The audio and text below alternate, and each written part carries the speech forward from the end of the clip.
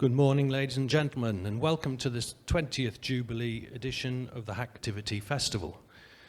We have an abundance of market-leading professionals providing talks on a range of the hottest topics in your industry, both in the main hall and in this room.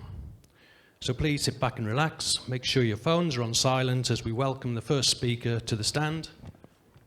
Mr. Luke Jennings will be talking about the new SaaS cyber kill chain. Thank you. Okay, so very briefly, where's my background coming to this topic? I started out in sort of the red team in the offensive security space side with a company called MWR. You might have seen the research in the past. I then moved into sort of detection and response space, kind of designing EDR software and new threat hunting techniques at Countercept. Now I'm at Push Security and we're a SaaS security company, so I've had to adapt again and look into the SaaS security space. So here I'm thinking about companies that are mostly using SaaS solutions, don't necessarily have traditional infrastructure. How do you attack companies like that? How do you own an organization without touching the endpoint? So we're going to go through a brief agenda here, sort of quick history, quick little bit about SaaS adoption, then we're going to move on to like what do attacks look like compared to traditional attacks. So on the brief history side, from my perspective, entering the industry as a student in sort of mid-2000s, looking back now, that era was really focused on sort of traditional perimeter hacking. So we're talking like port scanners, vuln scanners, that sort of thing. And then we had things like firewalls and DMZs and patch management sort of come in as a response. And in the 2010s, it kind of moved into more like endpoint is the new perimeter. We started compromising endpoints and pivoting into the internal network that way. So we're talking more about phishing attacks and file format bugs, office macros, that kind of thing, memory resident implants, command and control frameworks, all that good stuff. And in response, we saw like the creation of an entire huge market for like EDR, a whole new type of software and lots of different companies in that space and various other techniques in response to that. So what I'm thinking about now is like go another 10 years into the future when we look back at the 2020s, what's going to become the new defining point of this era? And I think it's going to be that cloud identities are the new perimeter. And the question mark now is like, what are going to be the techniques of the day and the response of the day when we look back? So what drives shifts in attacks? I've kind of implicitly said this in the last slide, but I think it's two things really. It's improved security controls. So if certain attacks are working, we introduce security controls. Some of them work, some of them don't work, but the ones that work well eventually push attackers in a new direction. And the other sort of shift is really much less to do with security and just general technological shifts. So if you think about in the 2000s, you know, we had perimeter hacking, then web applications got a lot more complex, and suddenly that meant, well, there was SQL injection vulnerabilities and authorization problems and code execution problems there. We had Wi-Fi that introduced a whole new perimeter.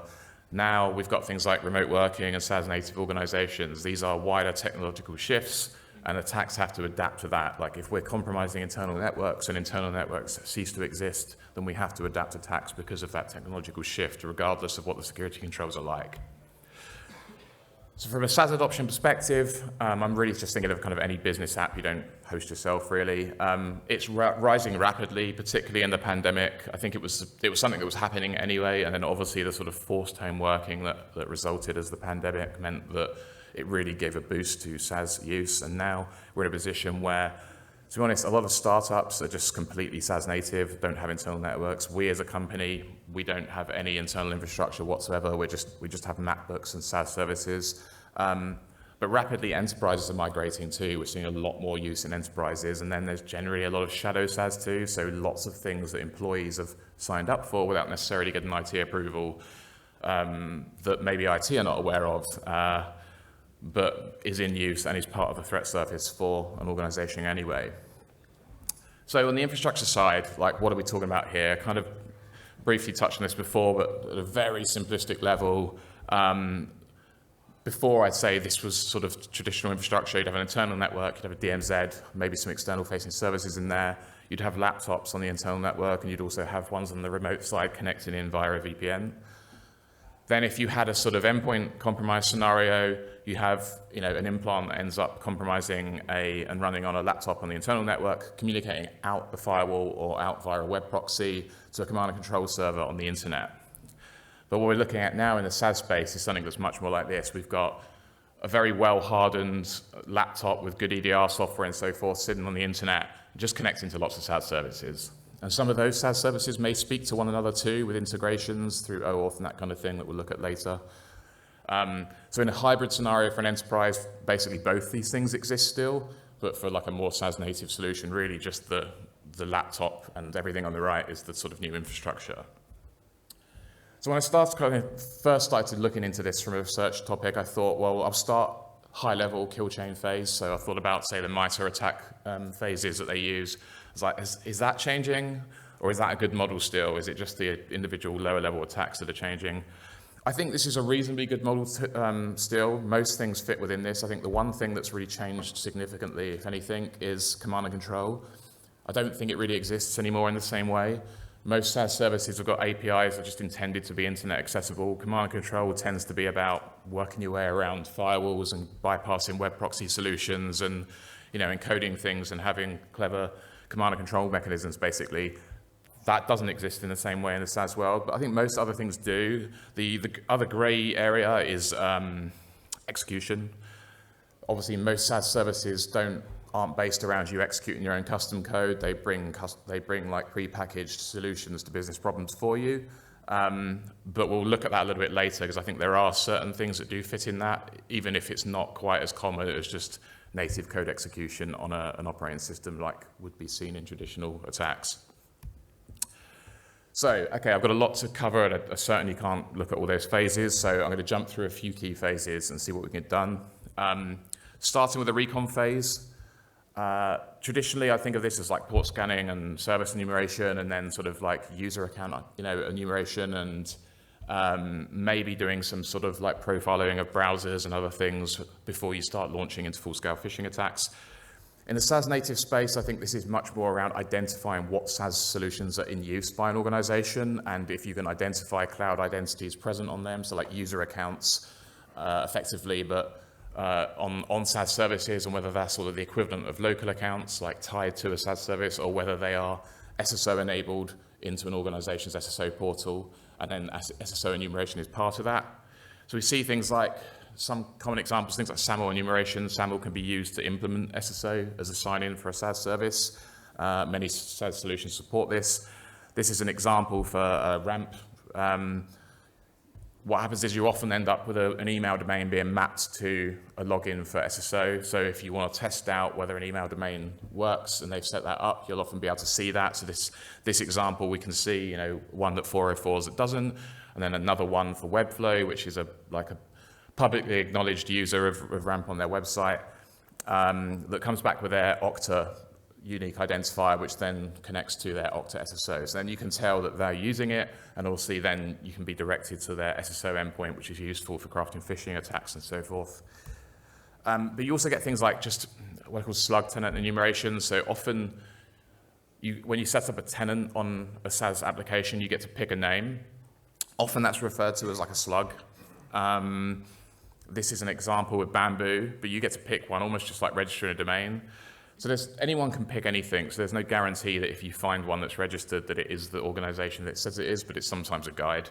There's an example here of just testing that with Bamboo and looking at an invalid customer and then looking at SoundCloud, which is an acknowledged example. And in this case, that then directs to their custom login page and also shows they've configured it to log in via Google with Google social logins as the default. So again, that's a sort of enumeration step that gives you some ideas there.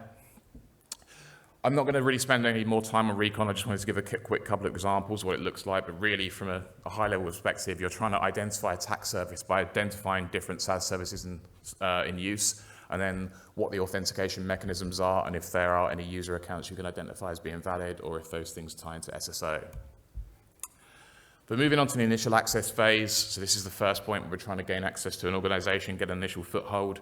I would have thought of this normally as sort of phishing attacks, office macros, endpoint compromises, getting your first endpoint compromise in a large corporate network. In the SaaS native space, we're, I think, talking about certain attacks that you'll all be familiar with that are old, but with just slightly new flavors to them. And then some other attacks that are a little newer we'll come to shortly. But like credential stuffing is quite important in the SaaS world. Other types of phishing attacks, like different vectors, like instant messenger platforms, but also different things like consent phishing, we'll talk about briefly, but just general cloud identity compromise through different means. So if we talk about the old kind of familiar attacks and how they're slightly different in the SaaS world, things like credential stuffing, we can use credentials from public breaches, or those that have been purchased or stolen or guessed or weak passwords, whatever that is. But the difference is we normally used to have one portal to try this against, a VPN endpoint, a webmail endpoint or something along those lines. Now we sometimes have 50, 100, 200 different SaaS apps that could have user accounts valid on them for an organization that we can test against. They may not all have the same password policies or lockout policies, and we can shotgun across those and look for accounts that drop out. So our initial access may, rather than gaining access necessarily to a sensitive SSO account, may compromise a local account on a fringe SaaS app, and maybe we'll use that as a way of getting an initial foothold on a few different systems and work from there. That's what it kind of can look like in the SaaS space. On the other hand, something like consent phishing makes use of OAuth. So in this case, rather than phishing for credentials or trying to do like MFA, attacker in the middle attacks, we're just looking for a user to consent to permissions to their account. This is an example with Azure. These things happen in the wild, and essentially we're just looking to get delegated access to account instead.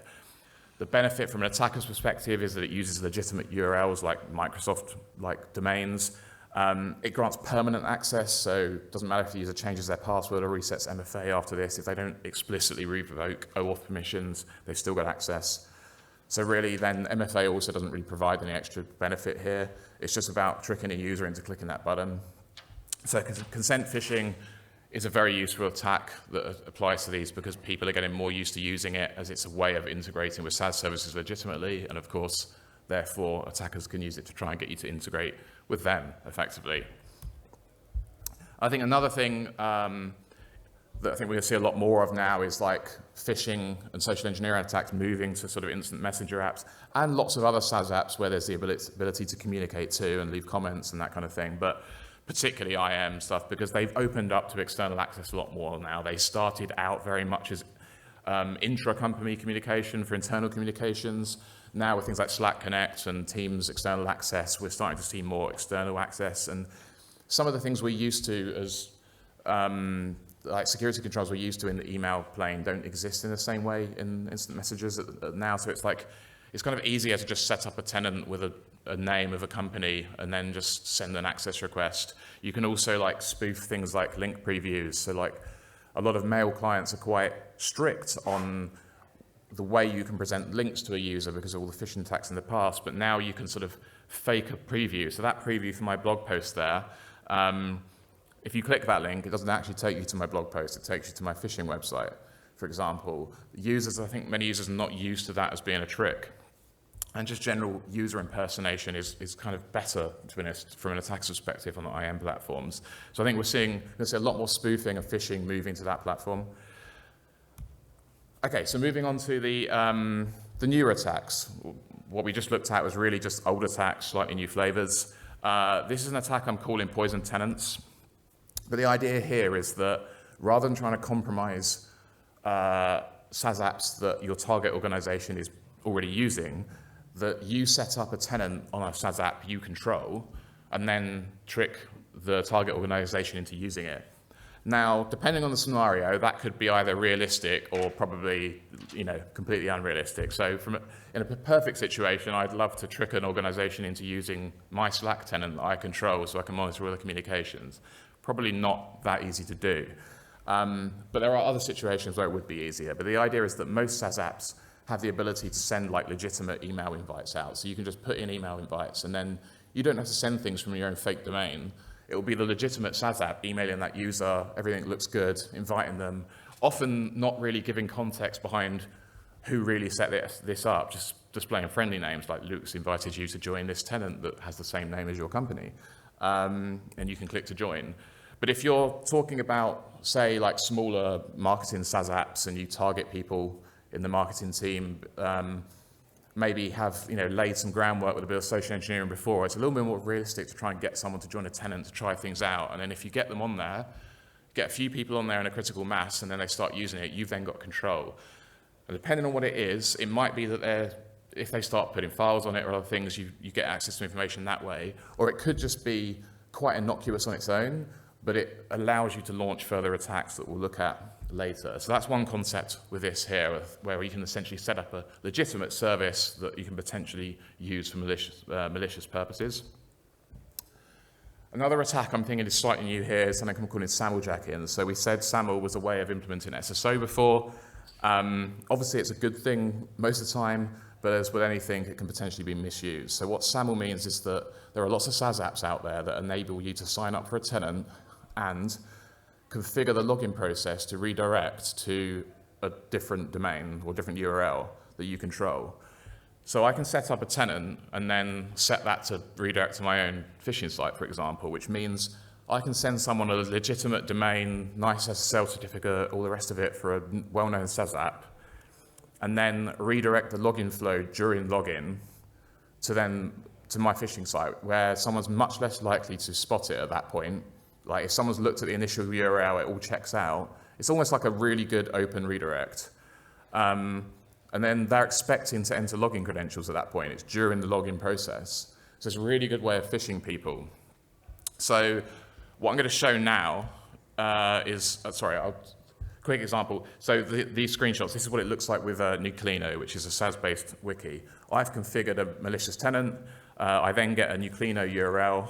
I can send someone to the login page for my tenant-specific login, and they get something that looks like that, where they get a big button saying, click this, and that's on Nuclino's proper infrastructure. But when they click it, it actually redirects to my fake Google login page, for example. It's quite a nice phishing technique.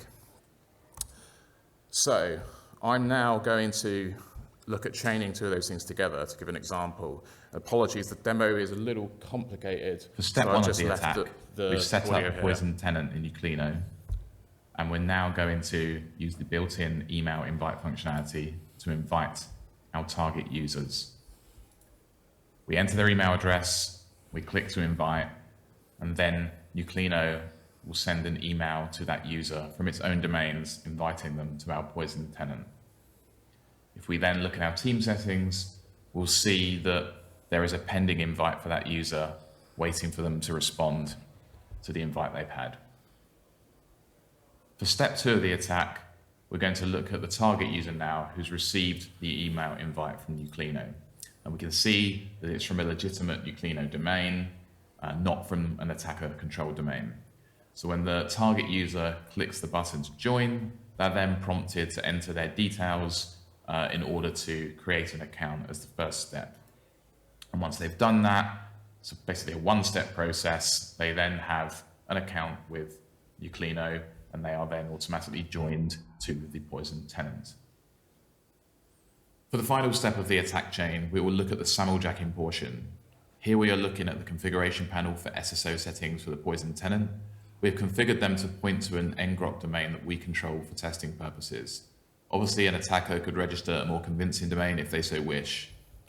We're now going to click to enforce SSO logins, which will result in Nuclino prompting existing users by email to link their accounts to their SSO identity. Looking at the email the target receives, we can see it's a legitimate email from Nuclino domains with a link that points to a Nuclino domain, so there's no real cause for suspicion. The first path to compromise is if the target responds to this email directly. Clicking the button in the email, we can see we are immediately redirected to our malicious SSO server, and that shows us a fake Google login page in this case. If the user enters their credentials here, then the attack is complete. Alternatively, the target may not see the email or may not immediately respond to it and continue to use their authenticated session with Nuclino.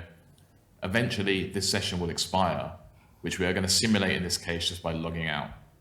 This will cause existing tabs and links to redirect back to the tenant-specific login page. We can see this now has a large button prompting to log in via SSO. If the user clicks this button to log in now, then they are immediately directed to our malicious SSO page where they can enter their credentials for capture.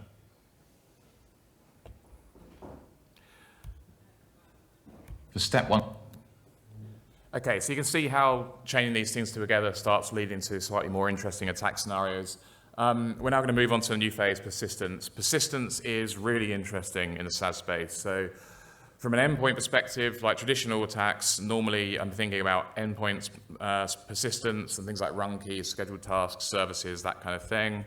And there's like 1,000,001 different run keys, as many people know, at least on Windows, and lots of ways you can persist. But from an IR perspective, at the very least, if you've contained something to a few compromised endpoints before they start laterally moving to all your servers, if you contain those endpoints and then wipe them and restore them from a trusted base, like that deals with a lot of the problem. It's not necessarily perfect, but at least you've kind of can contain them in that space. Now, the problem in the SaaS world is that you've got loads of different SaaS services. You might not even have access to all of them as an incident responder. And there's loads of different ways that you can actually persist on those. If you gain access to like a user's core SSO account and therefore you've figured out how to get access to lots of SaaS apps they use, you can go and persist in every single one in different ways in many ways. So it's a real nightmare scenario for an incident responder. I think when this becomes more normal, it's going to cause a lot of headaches. But basically, you've got things like OAuth is a really good way of doing that. So we spoke about it from a consent phishing perspective earlier. Most of the time, maliciously, OAuth is normally talked about in that context. We're going to look at it from a persistence angle too. But you've also got basic things like creating API keys for apps, simple stuff like link sharing. So being able to share a link that allows access to something rather than requiring an account means you can kind of backdoor access to lots of things without actually needing to maintain access to a user account. And ghost logins, we'll look at them quickly, but that's the idea of like linking multiple different user accounts to the same SaaS account, so you can log in different ways, and that's another way of maintaining access. But basically, it's all simple techniques, but they're like, when you put them all together, it's a bit of a nightmare scenario from a defender's perspective. It's like link sharing. You've probably all seen it with things like OneDrive and Google Drive, and just sharing with an external party. So rather than have it be shared with an internal user account, often people can do it by a link for easy external access without creating user accounts. Very useful functionality, but obviously an attacker can use it to just backdoor access to everything too. At least with things like OneDrive, SharePoint, and Google Drive and that, it's normally fairly obvious what's been shared and what's not been.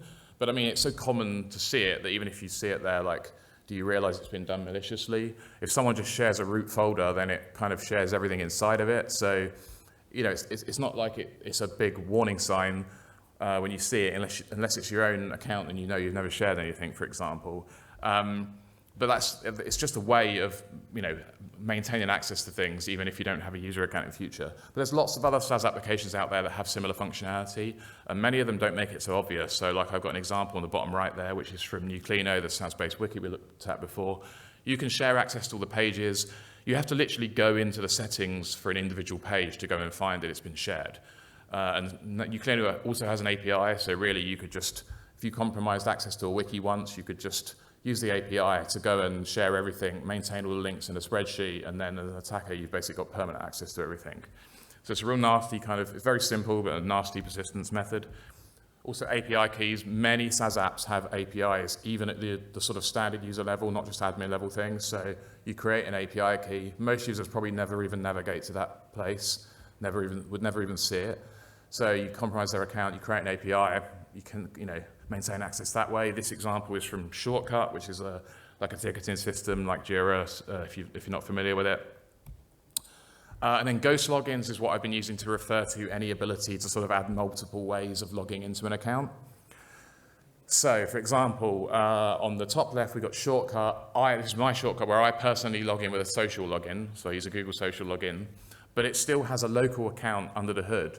And even though I've not set a password for it, there is the option to go and set a password, and then you can log in with just that email and password. And then the real user would carry on logging in with their social login and not even know anything about it. Similarly, I think if this then that is my top right example, you can go and link different social accounts to your login. So I could go and link my Facebook account to it and then use my Facebook to log into their account while they continue using their account. It's another way of doing it.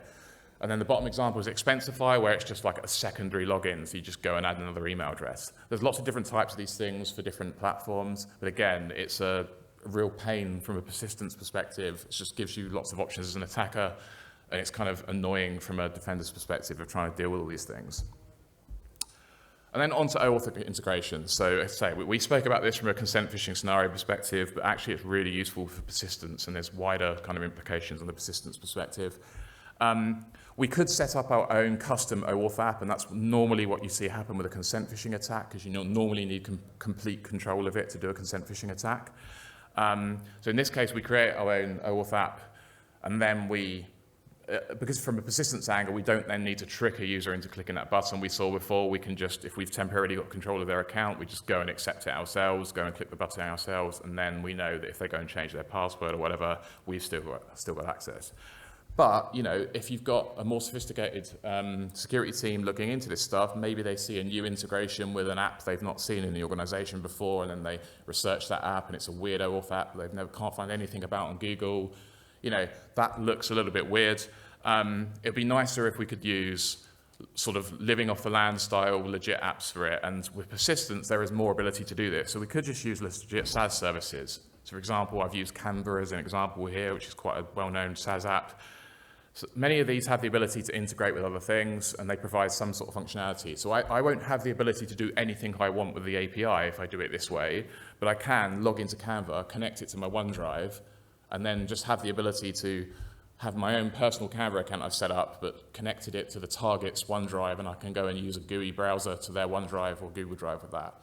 And then if someone's looking at integrations, they're just going to see Canva, a legit signed OAuth app.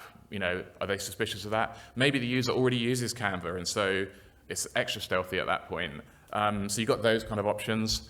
Or you can impersonate client-side apps. So you get a lot more control this way. It's almost like best of both worlds, because things like a lot of mobile clients and desktop clients will use OAuth too, and they obviously can't protect their secrets really because it's not a web app. So here I am like emulating Thunderbird, for example, instead. So Thunderbird normally uses OAuth to request access to email and calendar. I'm basically just emulating Thunderbird, and I'm also asking for loads of other permissions that Thunderbird doesn't ask for.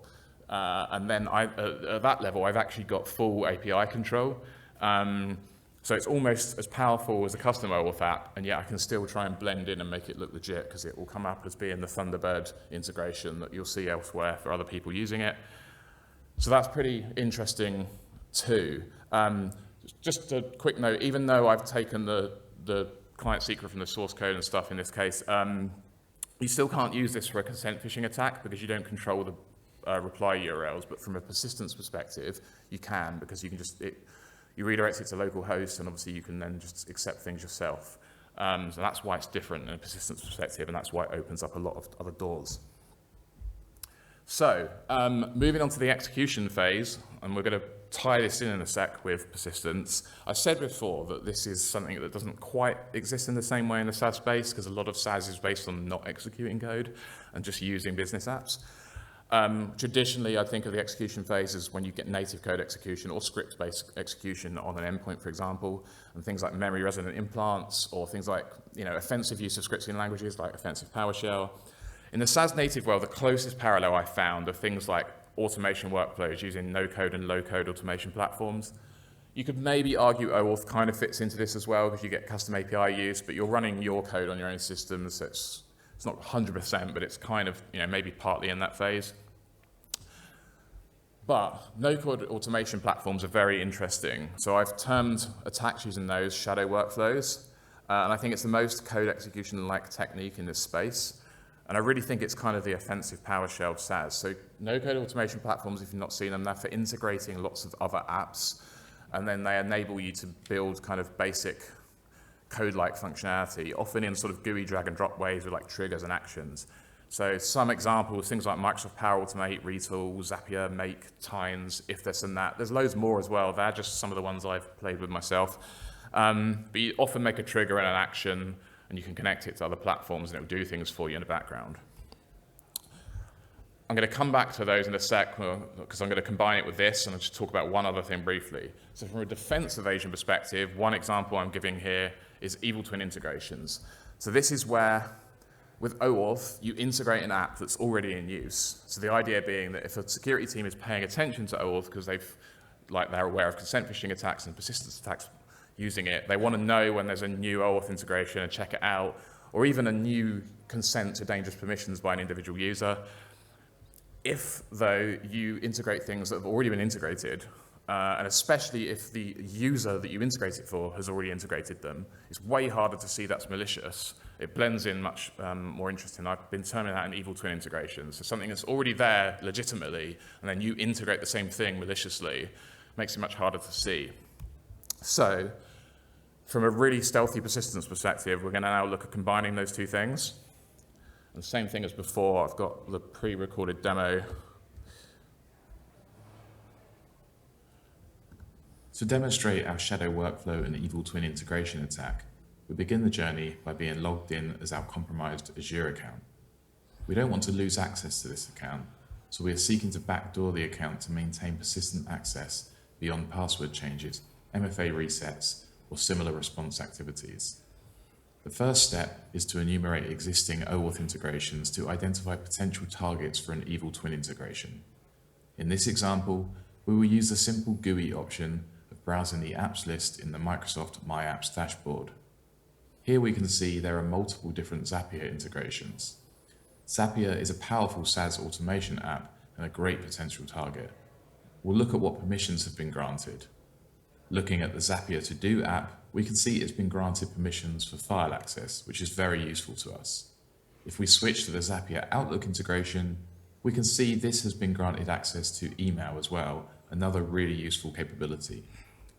Okay, so it looks like the compromised user was making use of Zapier. Before we jump to creating our own shadow workflows, let's see if we can scope out their account to understand it better. If they've been following good security practices, they probably log in via SSO or social login, so we may just be able to log in directly with their Azure account. Let's give that a try. Okay, so it worked, and we are now in their Zapier account. Let's check out their automation workflows, known as Zaps in Zapier, to see what they were doing. It looks like they have one set up for forwarding expenses that connects their Outlook to their OneDrive.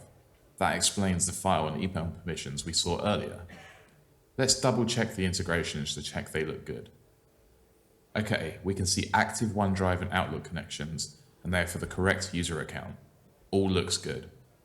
At this point, we could backdoor the existing expenses workflow, or we could create a new one and possibly hide it in a different folder.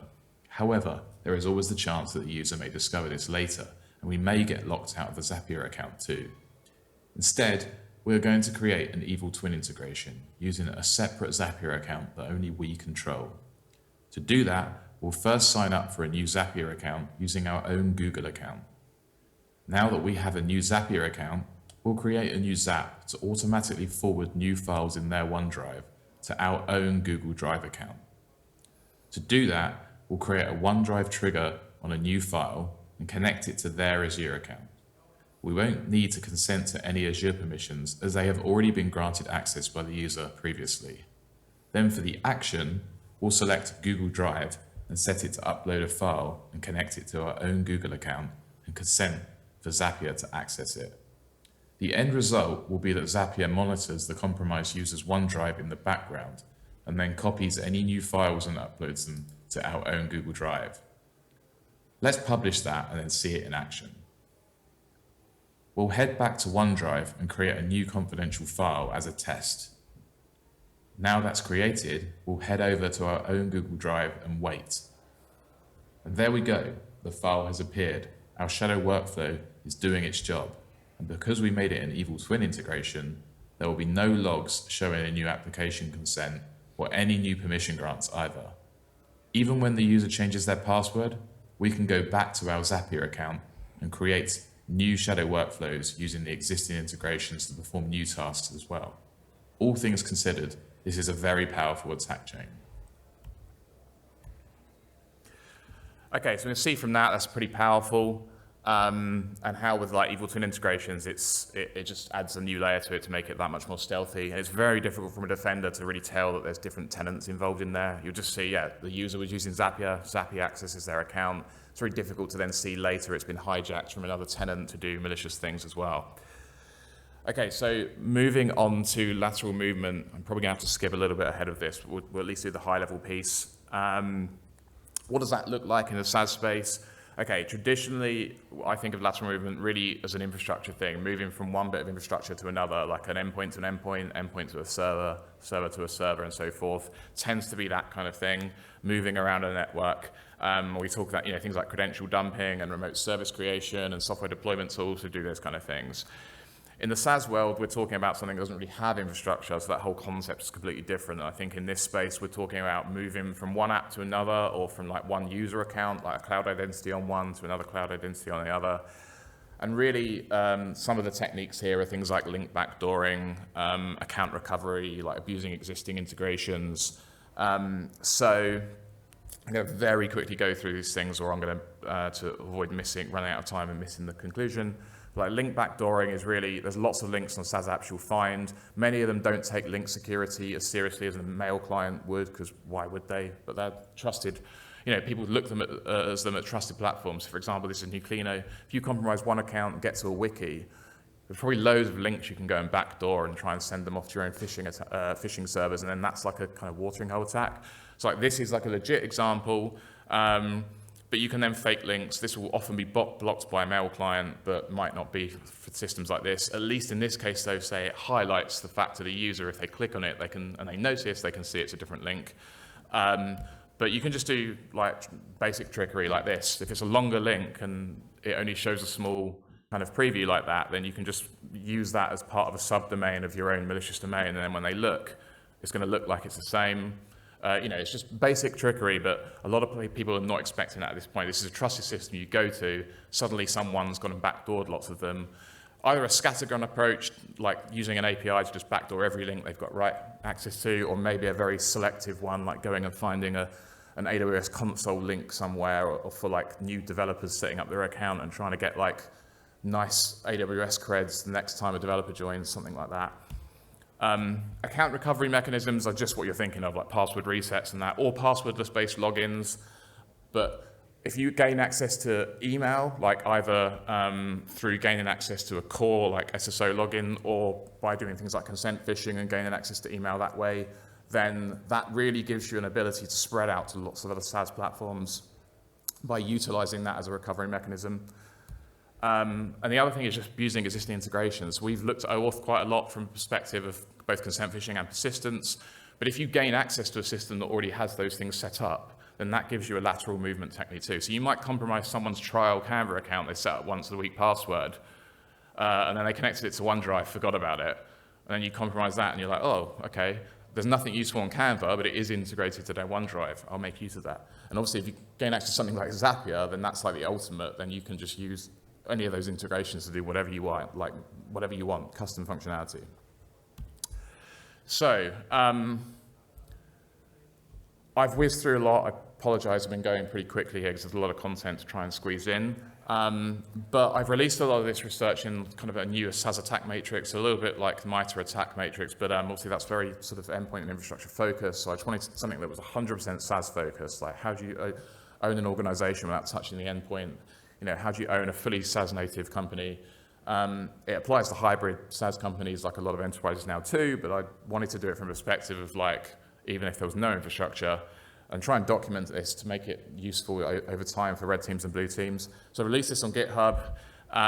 Sort of got basic documentation of different attack techniques here. Some of the ones I've been through today are in here, but there's also lots more. And I'm trying to document at least like 1 or 2 examples for each of them for now, and build that up over time. So like if there's an example of a technique, and I'll say this is it applying to Zapier, and this is this one applying to Canva, and try and give some examples to be able to utilize. So for example, we'll have things like this. Malicious mail rules is another technique. I didn't speak about it today, but have a quick write-up like that, just a little bit of information about it, relevant references, and maybe a link to an example that gives a breakdown as applied to one SaaS application.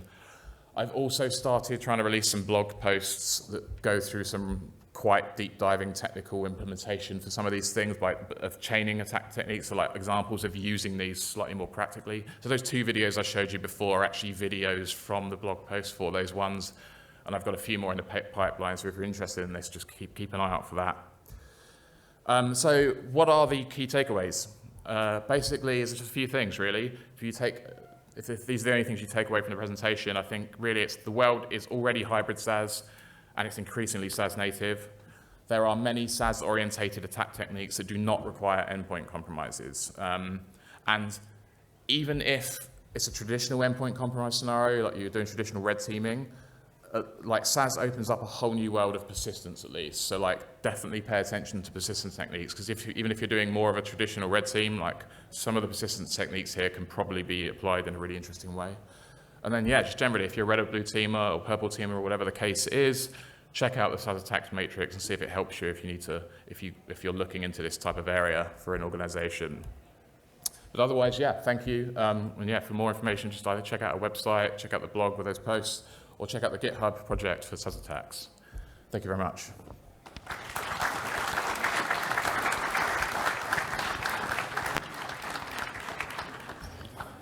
Thank you, Luke, for that excellent, informative presentation. Unfortunately, we don't have any time for questions, but Luke, I'm sure, will be around and be happy to discuss his experiences and any questions you may have during the breaks. So thank you very much, Luke.